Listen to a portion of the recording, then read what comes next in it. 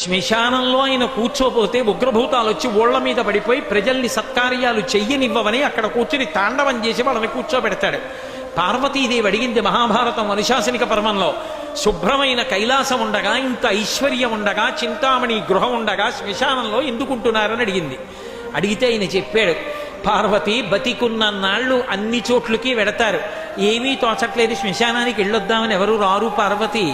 నేనంతవాణ్ణంటాడు, పొడుగ్గా ఉన్నానంటాడు, తెల్లగా ఉన్నానంటాడు, పండితుండంటాడు, పద్యాలు నాకు నోటికొచ్చంటాడు, ఉపన్యాసం చెప్పగలనంటాడు, నాకు పాటలొచ్చంటాడు, నేను నాట్యం చేస్తానంటాడు, నేను అధికారినంటాడు, నా దగ్గర డబ్బు ఉందంటాడు, నేను పాట పాడగలనంటాడు. ఇన్ని ఉన్నాయనుకున్న వాడిలోంచి ఊపిరి బయటికి వెళ్ళిపోయిన తరువాత వాణ్ణి తీసుకెళ్లి 4 కొత్త కర్రల మీద పడుకోపెట్టి చాప చుట్టి తాడు కట్టి పైన నూలుబట్ట కప్పి తీసుకొచ్చి అన్నీ తీసేసి కర్రల మీద పడుకోపెట్టి కాల్చేస్తుంటే జీవుడు లేచి నిలబడి పుర్రె పగిలిపోయిన తరువాత కన్న కొడుకు కూడా స్నానం చేసి వెళ్ళిపోతుంటే చీకటి పడిపోయాక, అయ్య బాబోయ్ చుట్టూ ఉగ్రభూతాలు, నా వాళ్ళన్న వాళ్ళు లేరు, వీళ్ళని నమ్ముకున్నాను, ఒక్కడు లేడని ఏడుస్తుంటే నేనున్నాను రా అని చెప్పడానికి నేను కూడా లేకపోతే చచ్చిన వాడు 1000 మాటలు చచ్చిపోతాడని అక్కడ ఉన్నాను పార్వతి, నా కర్మకాల అక్కడ లేనన్నాడు.